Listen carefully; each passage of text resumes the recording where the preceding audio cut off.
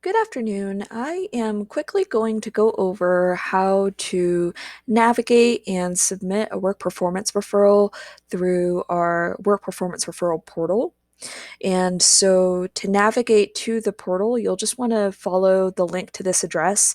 That's wpr.mindsandassociates.com. And you can see it up here if you need it spelled out. And when you arrive at this landing page, you can just go ahead and select sign in. And here you'll want to enter the credentials that we assign to you. If you're interested in using the Work Performance Referral Portal but don't yet have any credentials assigned to you, then please reach out to Minds and Associates. That could be to your account manager or a case manager or any of our staff, just to let us know that you're interested in having credentials for the portal, and we can go ahead and create those for you. You won't be able to sign up here. So just keep in mind, you'll only be able to sign in here if we've already created the login for you. So I'll go ahead and enter my made up password here and log in. And here I'm just pretending that I am a referrer, that I'm submitting a work performance referral for an employee of mine. Since this is technically my first time signing in, I only see the option to add a new item. If you had previously added work performance referrals, you would see them in a table view just listed here. But since this is the first time, we'll just go ahead and add a new item or a new referral. When you go to submit the referral information, that's split up into three sections: general information, the employee's information, and specific information to the referral. So in this first section up here, you'll see that the first three fields are kind of grayed out. That's because you can't modify these. These are for internal use. So just keep in mind, you won't be able to fill these out, and that's okay. The only mandatory or required field in this section is the employee's name. We'll go ahead and make one up. Liz Mendez, my alter ego. She is in the reporting department. And this progress field here is blank. This is another field that you won't be able to fill out yourself. This is actually used by the case managers on our end to be able to give you updates on the referred's progress. So this is blank right now, but once you submit the referral, you can always come back to the portal and view any updates by looking at this progress field. So that section is filled out, and now we're going to go on to employee information. You'll notice that the only required field in this section is the email address. So this is the employee's email address. This is where you want the work performance referral paperwork to be sent to. So they'll be receiving an email with a link to the document that prompts them to submit a signature, and that way we can track that they've agreed to the referral procedures. So this is the email address that automated email would be sent to. All these other fields are optional, but the more information you can provide, the better. The really important fields here, phone 1 and phone 2 are kind of listed backwards. You don't have to enter two phone numbers. You can just enter one, and you can enter it in phone 1. If you want to enter more than one phone number, feel free to. I think as long as we have one phone number, that's good and useful. And the relationship to employee, that's just your personal relationship to the employee. So you could either be their supervisor, manager, in the HR department, or other. And the referral date can either be today's date or when you want the referral to officially start. So that could be a future date, a past date. It's up to you. In the expectations field, you'll want to outline what kind of progress you want to see for the employee. So an example here could be Liz Mendez should work on developing goal setting skills. So it looks like, as of now, the only expectation we have for Liz is for her to show improvement on setting goals and meeting them.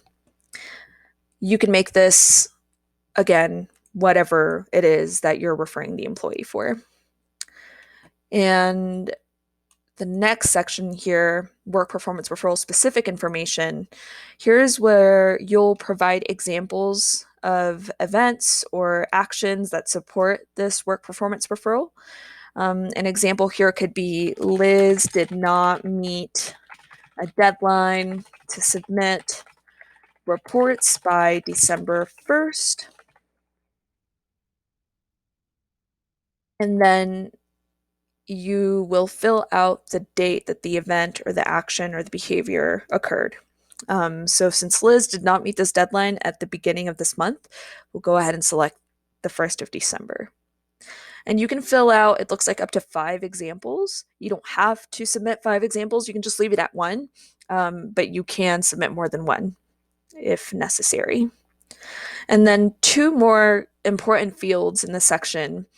This field is asking you if the employee is suspended, and that's kind of asking you, is the employee's employment dependent on their completion of this referral process? So of course you can select no. If you select yes, another field will appear asking you to specify when the employee is suspended until. So the employee could be suspended until they complete the referral, until they initiate the referral. Initiating just means touching base with the assigned case manager, or other.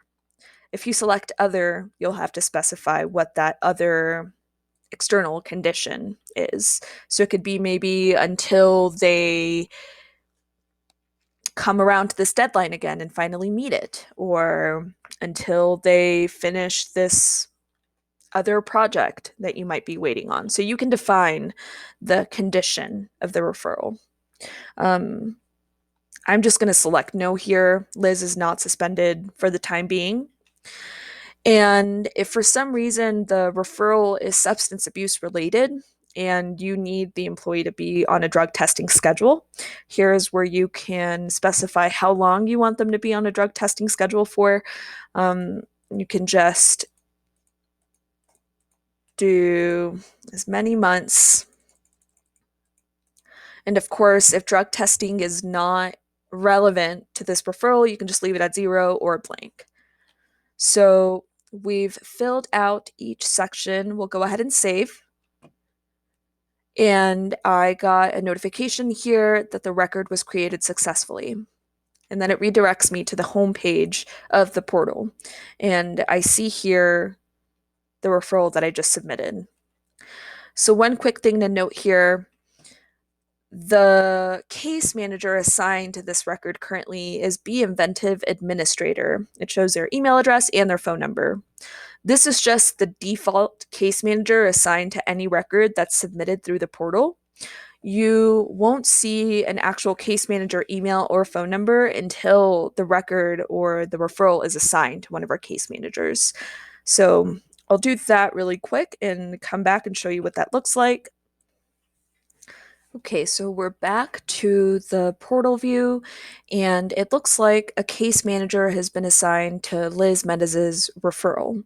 And the case manager's name is Kayla Pfluger. You'll see her email address here. Her email address right here, and her phone number here.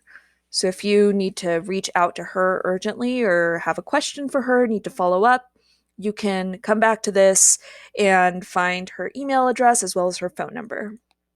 And it looks like she's also added a quick progress note. So it looks like as of the 21st of December, Liz is continuing to learn goal setting skills.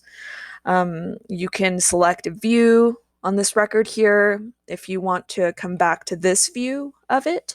And as you'll see here, the progress field is filled out now, and it shows the owner is Kayla now. You can also select edit if you maybe want to update the email address that the employee is using. Maybe you want to add some drug testing. Maybe you want to change the suspension conditions. So you can always go back and edit that. And I saved that again, record updated successfully. So that's my confirmation that any updates I made saved to this record.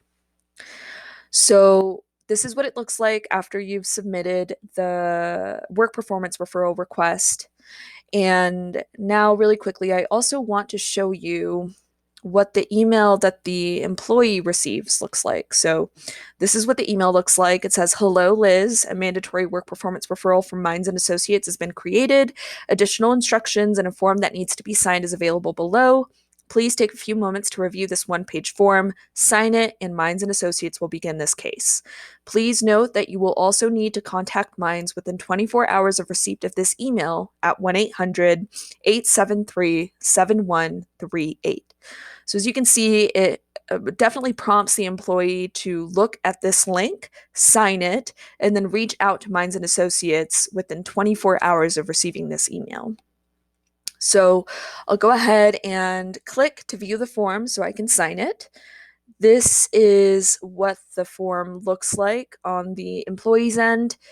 These fields that are highlighted blue cannot be edited by the employee. They can only be viewed by them. And as you can see, this information is the information that you submitted on your end when you submitted the request through the portal. So this is what it looks like once it's sent to the employee. It includes the examples, the organization. It includes additional statements about what the employee is agreeing to. And then the employee should sign at the very bottom here. So they have to select that they have reviewed and understand the information included in this form.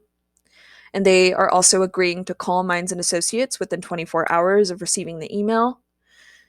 And now Liz Mendez is going to sign this, and the date is already filled out here. So checkbox, type in name as your signature, and then agree.